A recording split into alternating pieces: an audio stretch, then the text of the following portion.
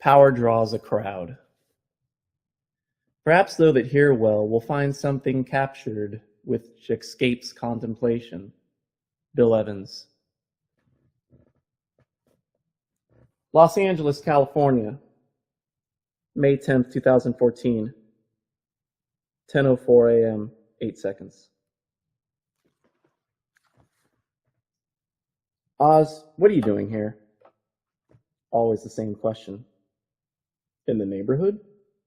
He always gives the same answer. Since when is Southwest your neighborhood? And always the same question in response. But the neighborhood never matters, or the city, or even the country. Osgood never belongs. On my way to Santa Rosalia Drive for lunch, I always break for blue lights. Is it even 10? Post and Beam has a pretty good lunch. Turkey meatballs, spicy tomato sauce. You have no idea what you're missing, Belasco.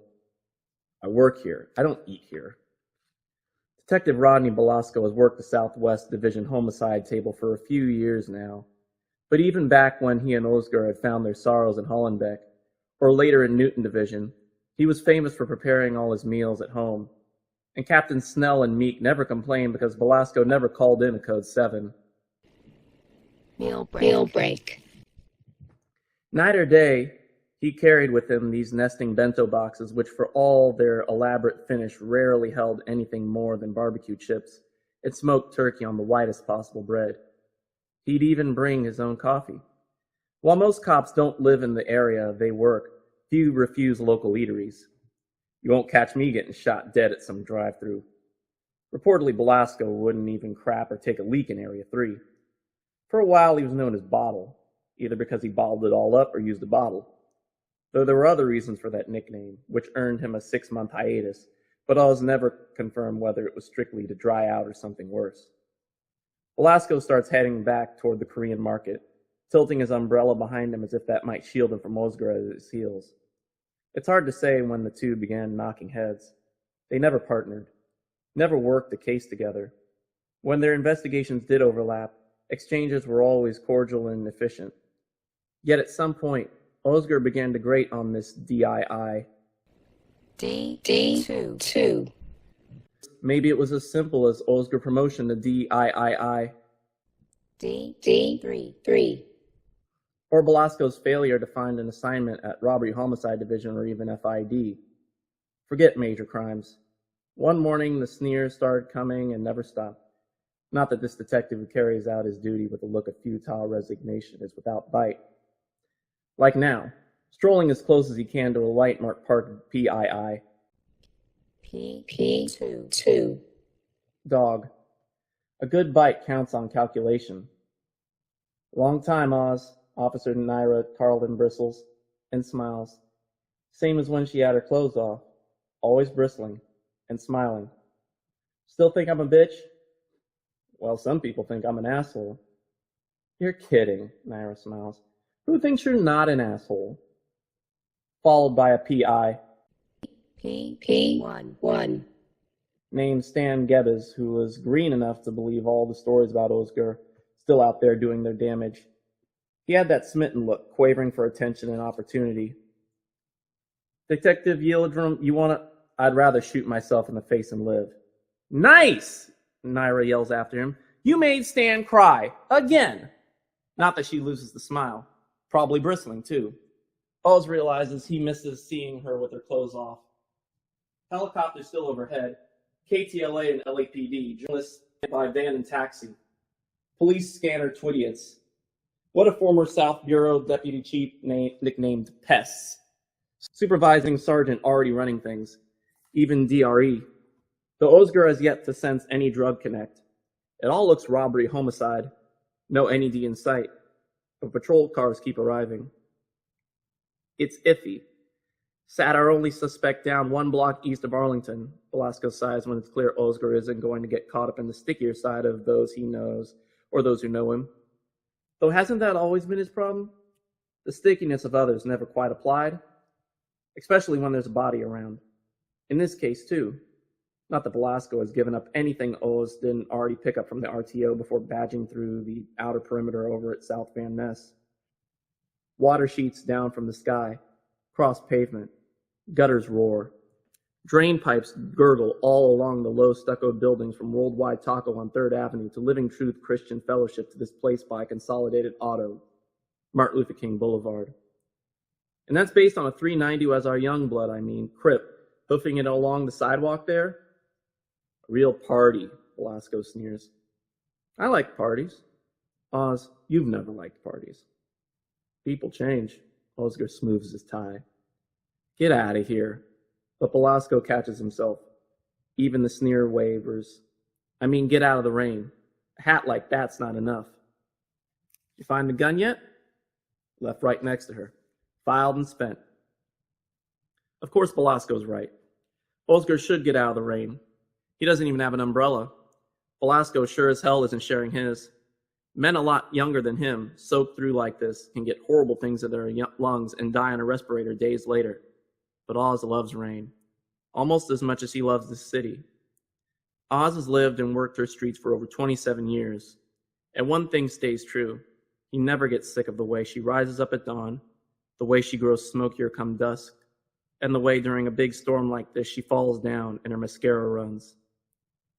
Do not apply gendered language to urban zones, Elaine warns whenever Oz acts like some sailor talking about his ship, letting slip a feminine reference to this place where they both live. He can't say she's wrong. After all, what kind of woman contains this scene? Because if this was mascara, it was red. A seep of blood still washed over the sidewalk. The Korean woman still agape at a sky streaking indifferently down upon her. Small palms cupping clear puddles. Her husband never got past the counter. The ventricles of his mind sprayed across a shelf of Hennessy and soju. True the closed circuits were non-operational? Oscar asks. Velasco nearly spits, disappearing inside the market. The alleged perp still sits cuffed on the curb. The boot who made the grab keeps close, sharing an umbrella with his prize, the perp's backpack. Money in there? Oscar asks. The boot shakes his head. Panicked and ran without taking a thing. The kid doesn't look particularly bothered by the rain. Rain isn't going to change him. Panicked and ran doesn't exactly apply. He's a minor and Velasco wants him brought in right. He doesn't want any pests Instagramming his face. The kid flashes a smile. But when the smile is only faintly answered, he tries to mad dog Oscar. Oscar doesn't even think to turn away. Turning away isn't something Oz does. A stab then to his guts. That hello pain isn't already scheduling his next week, what Oscar can't ignore and doctors still can't diagnose. Maybe spicy tomato for lunch isn't such a good idea. Not like his second choice, fried chicken at M&M Soul Food on Crenshaw, would be an improvement, especially after another night of scotch, of Miles Davis, of Elaine. Oz had given up cigarettes. He wasn't going to give up coffee or scotch, and put him in a grave now if he had to give up Miles or Elaine. Guess he wasn't much of a D3 anymore to admit that last part. Of course, if his waking appetite had led him to the pantry instead of Jackson Joe for the Portuguese sausage, impossible to reach due to a Revlon 5K at the Coliseum, Oz would have taken the 10 instead of MLK and wouldn't be standing here with an empty stomach locking eyes with a kid who has nothing to lose. Rain not too much for you? The kid just sucks teeth. Marvin Dorgendrell, a.k.a. Android. 17 maybe. Muscled up. Juvie circuit training. Doubtless carrying some kind of jacket. Probably more like a parka. Black but with a splash of dairy. Jamaican maybe. Even Costa Rican. Not that skin can describe what colors claimed. His do-rags blue enough. Plus the jeans, blue. Shirt, blue again. And a navy hoodie. This being Vernon Corridor probably puts young Android with rolling 40s or 46 top dollar hustler crips. Likely jumped in years ago and reworked ever since. Never innocent long enough to learn how to feign innocence, which still doesn't mean he's a stone cold killer. What happened to your shoes? Android is barefoot. I said already, some fool with more metal than a bus took them from me. Havanians too. Android's lids flinch like even that's saying too much. The only other flicker of interest comes when Oscar takes another look at the backpack. Light as a hat. Definitely no money. Officers keep searching roofs, trash bins, and storm drains.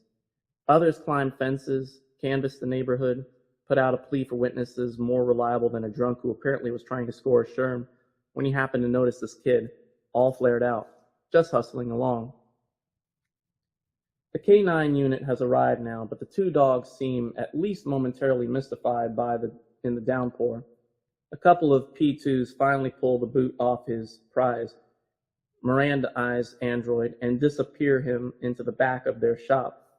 Who knows what some ADA will say, RFC'd upon arrival, may even kicked loose as an 849B1 until someone here at this party finds something better than an empty backpack. Past Arlington. That's the way Belasco said the kid had gone. And then, in the few minutes it takes to unpocket some cedars sugar-free and spread the foil, Oscar learns the scene is now triple homicide. The woman was pregnant, 7 months pregnant. Also, it appears that the cash in the register was not the only thing he touched. A small floor vault was also robbed.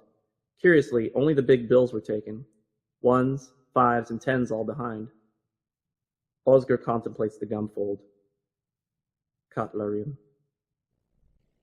I fold.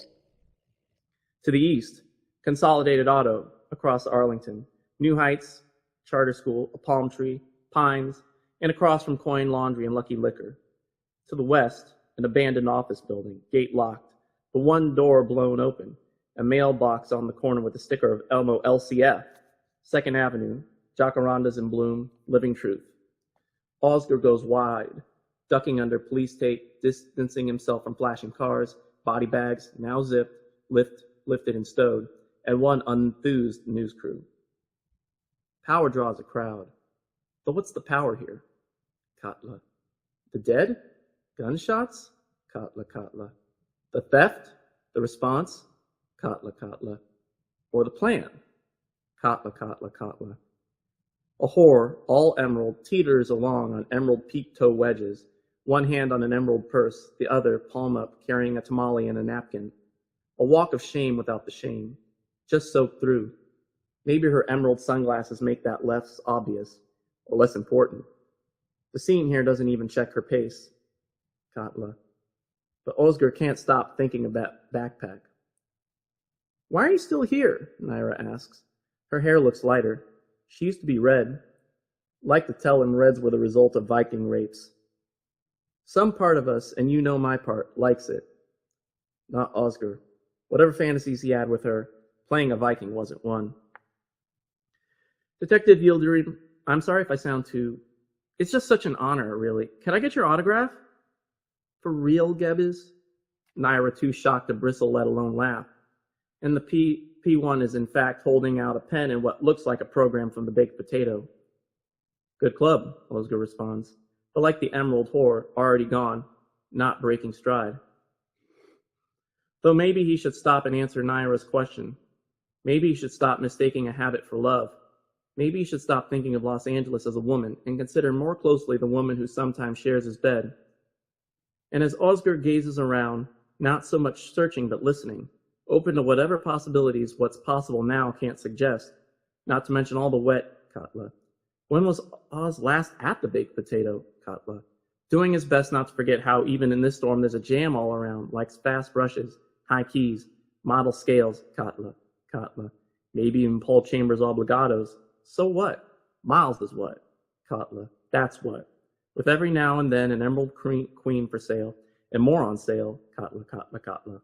Rain music slapping multifold, high to low, 12-bar or not, with somewhere in there too, Katla. Now and then, Katla.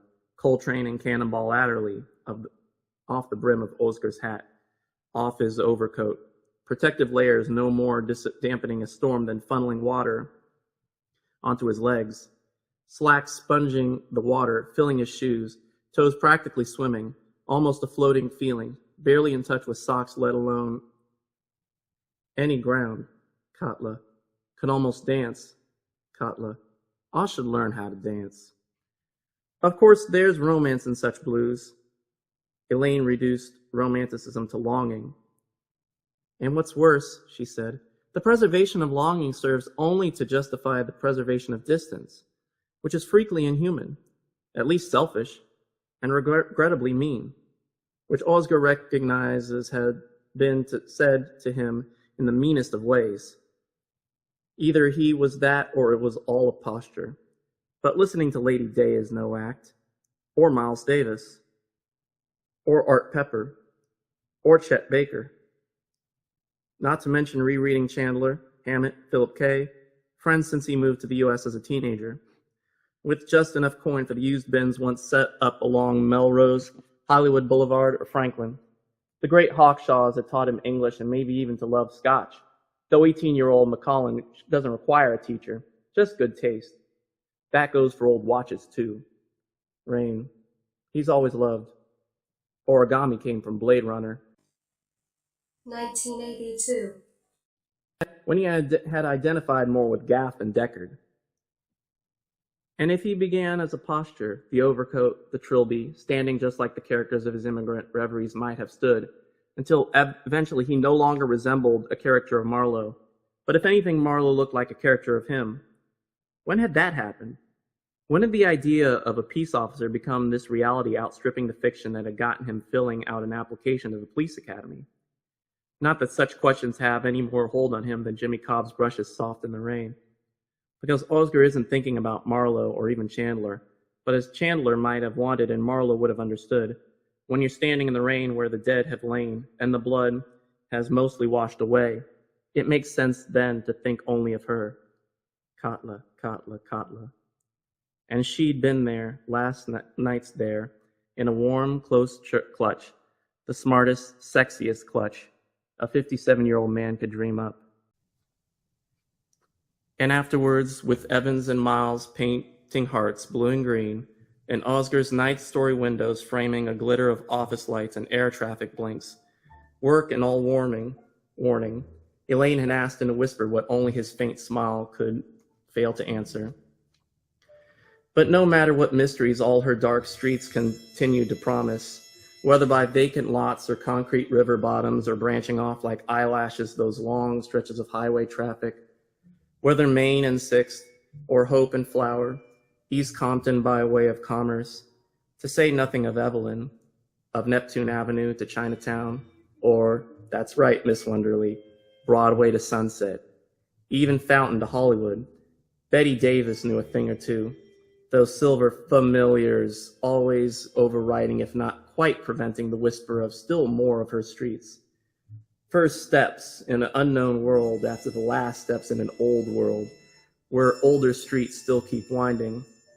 Off Teveschi Cadesi in Sicily, or Suliemane Cadesi near the Calendario Mosque, or Yerabatan Cadesi, or other curving routes near Gulhane Park in Fatih, like smoke from those Gelenik cigarettes he used to love, giving rise somehow to more domes and minarets, ancient battlements upon which to look for fortunes on black currants.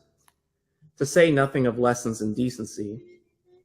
Beyond the reach now of still more of her nameless streets, or just one nameless street, where a tree of forgotten leaves, by a rain of forgotten stones, before windows framing forgotten intentions, in that season of unforgotten meanness, keeps reminding Oscar again and again that streets too can insinuate public as well as personal deeds.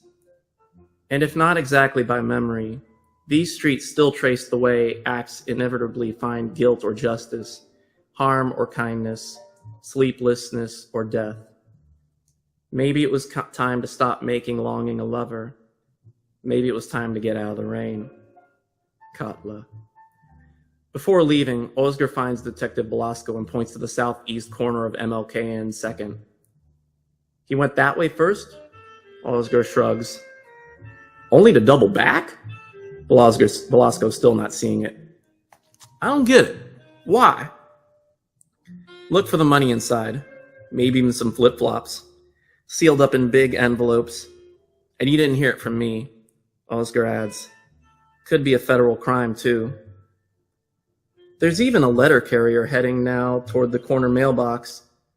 Pith helmet and thick slicker sluicing water well away from his ankles. Come rain or come shine, he was proof.